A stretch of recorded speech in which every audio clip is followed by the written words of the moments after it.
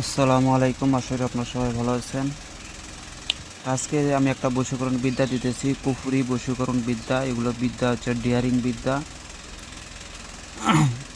এগুলো বিদ্যা দিয়ে কাজ করলে কাজ মিস হবে না, এবং কি শুধু কাজ যে মিস হয় এটার কারণ আছে। কারণ হচ্ছে এসব বিদ্যা দিয়ে কাজ করতে গেলে এসব বিদ্যাকে আগে নিজের আয়ত্তে করে নিতে হয়, এবং এখানে চণ্ডীবরণ আছে, তারপর এখানে গুরুর পূজা অর্চনা আছে, গুরুর আশীর্বাদ প্রয়োজন আছে।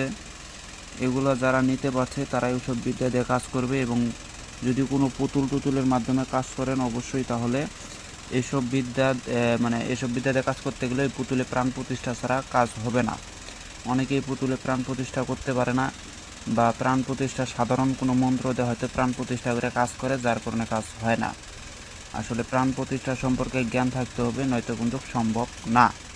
আর প্রাণ প্রতিষ্ঠা সম্পর্কে যদি জ্ঞান রাখতে যান তাহলে আপনার ভিতরে থাকা 10 ইন্দ্রিয় আছে, সেই 10 ইন্দ্রিয় সম্পর্কে জ্ঞান রাখতে হবে। আল্লাহ যেমন সব কিছু সৃষ্টি করছে তেমন মানুষও পারে অনেক কিছুই সৃষ্টি করতে। তাই মানুষের ভিতরে গুণ ক্ষমতাগুলো আছে, তাই নিজেকে যে নিজে চিনেছে সে অবশ্যই পুতুলের প্রাণ প্রতিষ্ঠা করতে পারবে, এবং কোরআন শরীফ যে পড়েছে সেও পারবে। এবং কি গীতা যে পড়েছে, হিন্দু শাস্ত্রে যে গীতা পড়েছে, সেও কিন্তু এই প্রাণ প্রতিষ্ঠা সম্পর্কে তার ভিতরে জ্ঞান থাকে। কেননা গীতা, কোরআন এটার ভিতরে স্পষ্টভাবে প্রাণ প্রতিষ্ঠা সম্পর্কে বলা আছে। এখন বলতে পারেন যে ভাই এসবের ভিতরে প্রাণ প্রতিষ্ঠা তান্ত্রিক লাইনের কীভাবে থাকতে পারে এটা?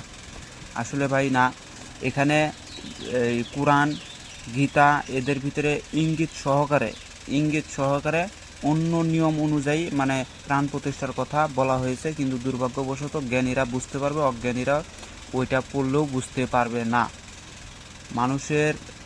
মানুষকে যেমন মৃত মানুষকে জীবিত করা যায়, পশু পাখিকে জীবিত করা যায়, ঠিক তেমনি মৃত পুতুলকেও 5 আত্মা 5 প্রাণ দিয়ে জীবিত করা যায়। এটা হচ্ছে অদৃশ্যের খেলা বা দৈব শক্তির খেলা। তাই বলে যে বাহ্যিকভাবে যে মানুষ জিন্দা হয়ে আপনার সাথে চলাফেরা করবে এবং কি পুতুল জিন্দা হয়ে আপনার সাথে চলাফেরা করবে, এটা না। এটা হচ্ছে ভাই চর্মচোখ যেখানে দেখতে পারে না সেই জায়গার খেলা। আপনি চর্মচোখ দিয়ে ত্রিভুবন দেখতে পারতেছেন, গাছ, তরুলতা, বৃক্ষ, মানুষ একে অপরকে দেখতে পারতেছে, কিন্তু যেটা দৈব শক্তি বা যেটা অদৃশ্য শক্তি সেটাকে কিন্তু চর্মচক্ষু দেখতে পারে না, সেটা একমাত্র জ্ঞান চক্ষুই দেখতে পারে, যেটাকে আজ্ঞাচক্র বলা হয় বা থার্ড আই বলা হয়, ইংরেজিতে থার্ড আই বলা হয়। তো যাই হোক, আমি অত কথা না বলি, শর্টকাটে বললাম। যারা বুঝার তারা বুঝে নেবেন, আর যারা বুঝতে পারেন না তারা খোঁজা শুরু করবেন, ইনশাল্লাহ পেয়ে যাবেন। মন্ত্রটা বলতেছে, আপনারা শোনেন। চন্দ্রের উপর বন্দনা করি, টানি অমুকের বেটা, এখানে নাম দিয়ে দেবেন অমুকের ত্রিধাম বন্ধনে বন্দনা করি রতি কামেশ্বর মোকাম। অমুকের বাম বাহু টানি, টানি পঞ্চ আত্মা টানি পঞ্চপ্রাণ পঞ্চ আত্মা মহেশ্বর শীতলা বাক্যের চাপটে অমুকের বেটা অথবা বেটির নাম বলে দিবেন। অমুকের পদতলে পর দোহাই আলী দোহাই কালী দোহাই লাগে কামরূপ কামাখ্যা মা। অমুকের বাদ্য না হলে পয়গম্বরের মস্তক খা। শ্রীদামের আজ্ঞা গুরুর বা কালিকা চণ্ডী সিদ্ধি করে যা না হলে দোহাই লাগে দক্ষিণের তিথা পশ্চিমে যা হক লা ইলাহা ইল্লাল্লাহু মুহাম্মাদুর রাসূলুল্লাহ। এটা আপনারা স্ক্রিনশট দেন, ভিডিওটা বড় হবে, আমি আরেকবার পড়তে পারতেছি না, আপনারা স্ক্রিনশট দেন। এখন আমি নিয়মটা বলতেছি। এইসব বিদ্যার কিন্তু নিয়ম হিসেবে ইউটিউবে দেওয়া যায় না, তারপর আমি নিয়মগুলো দিতেছি, আপনারা চেষ্টা করবেন কাজ করার জন্য। অবশ্যই যেটা প্রথমে বলছি যে চণ্ডীবরণ গুরুর এজাজত, গুরুর পূজা অর্চনা করে তারপরে চণ্ডীবরণ গুরুর কাছ থেকে করে নিতে হবে। নেওয়ার পরে এইসব বিদ্যাতে কাজ করতে পারবেন, নয়তো কিন্তু পারবেন না।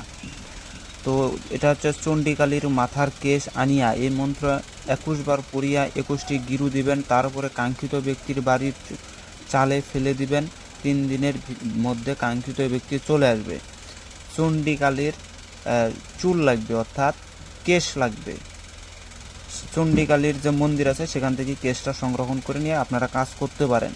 হ্যাঁ, এখন অনেকে বলতে পারেন যে তাদের বাড়িতে ফেলাইতে পারতেছে না, সেক্ষেত্রে আপনারা চণ্ডীকালীর কেশ অথবা ওই মেয়ের মাথার যদি চুল থাকে ওই চুল 2 চুল একত্রিত করে 21টা গিট্টু দিয়ে কোনো গাছে লটকায় রেখে দেবেন, এতেও হয়ে যাবে। আর যদি এটাও না পারেন তাহলে চণ্ডীকালীর এই চুল নিয়ে এসে তাবিজ বানাইয়া চলাচলের পথে অথবা ওনার বাসায় কোনোখানে রেখে দিয়ে আসবেন, তাতেও হয়ে যাবে।